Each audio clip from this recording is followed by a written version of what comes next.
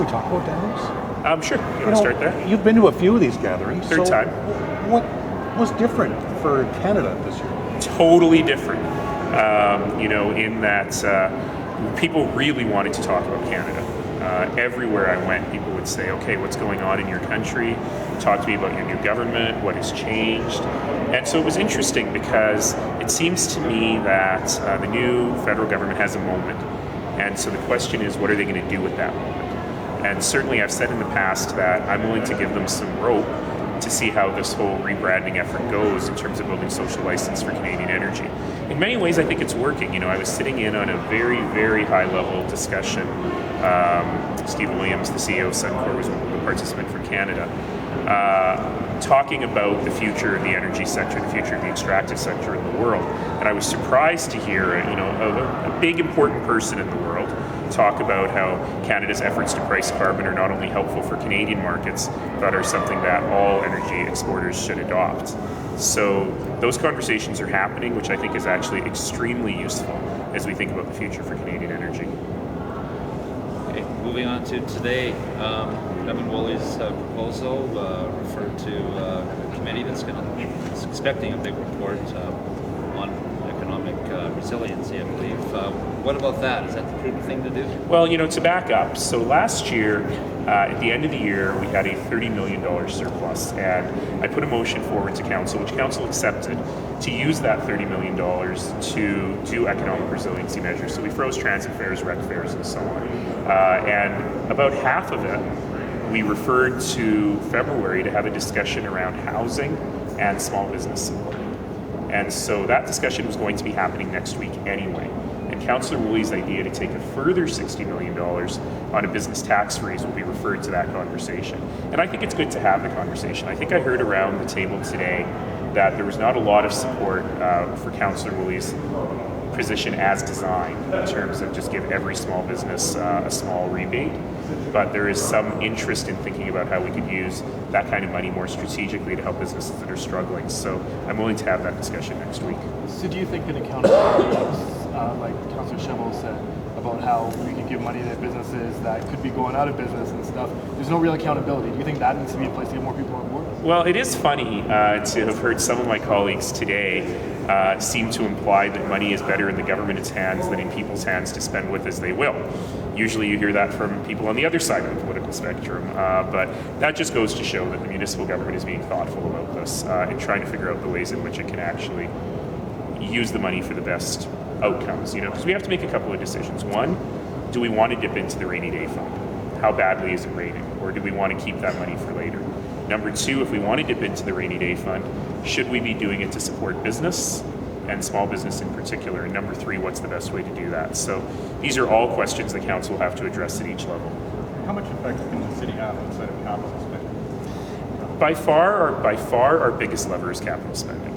Our second biggest lever is let me try that again for the camera, sorry, so I'm not mumbling. Number one, by far, our most important lever we have to help the economy is spending on capital. We're putting $2.5 billion into the economy this year, and if the federal and provincial governments give us more, that number will be multiplied. So we're talking hundreds of millions, if not billions of dollars more on top of the $2.5 billion.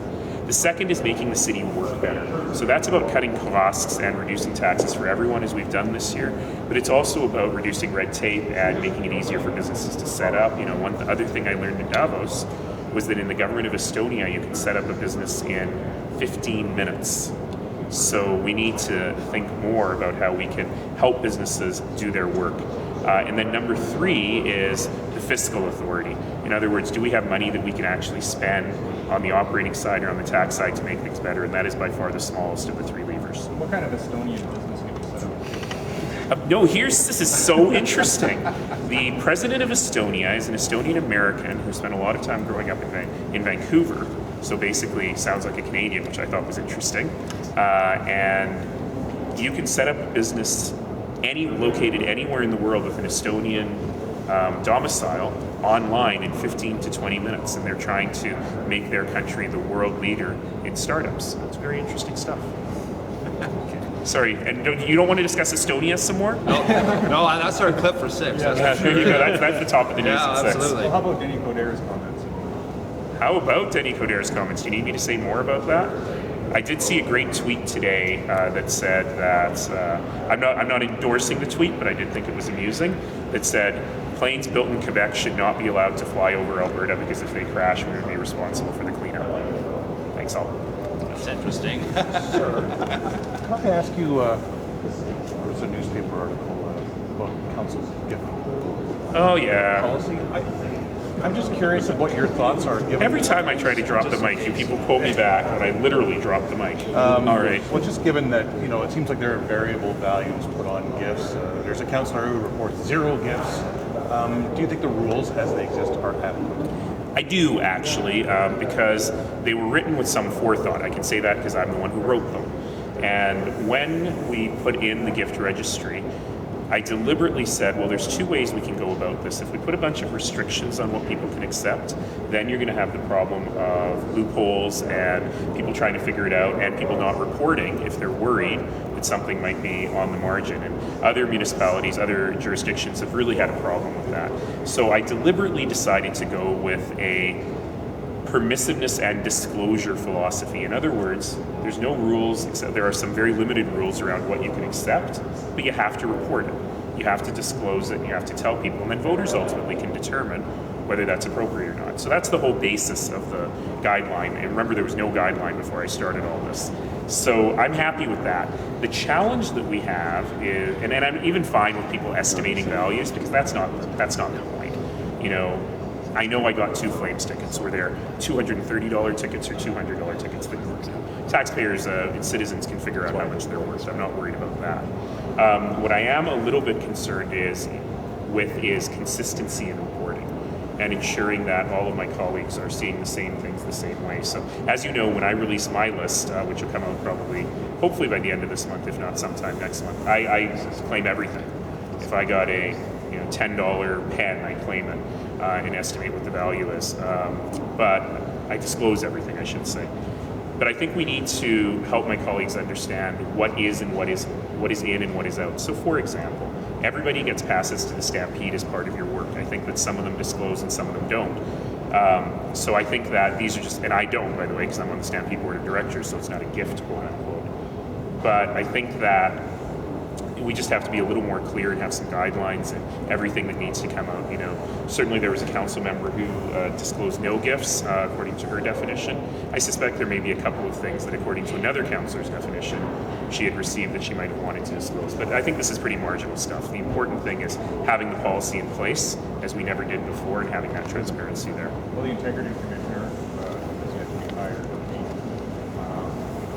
Be able to address some of these issues. Yeah, it could do. I really think that when we have the integrity commissioner in place, the first year, maybe 18 months of the commissioner's work is going to be not only dealing with existing complaints, but also helping us develop a process. I call it a design-build process with the commissioner. And this could be one thing that they look at, but I imagine that this one would be a little lower on their list than some of the other ones. And when will the commissioner? We're in the final phases. I need to have one last meeting of the selection committee to make a final recommendation to council and bring that to council. So I'm hoping in the upcoming few weeks. All right, folks. Thank you.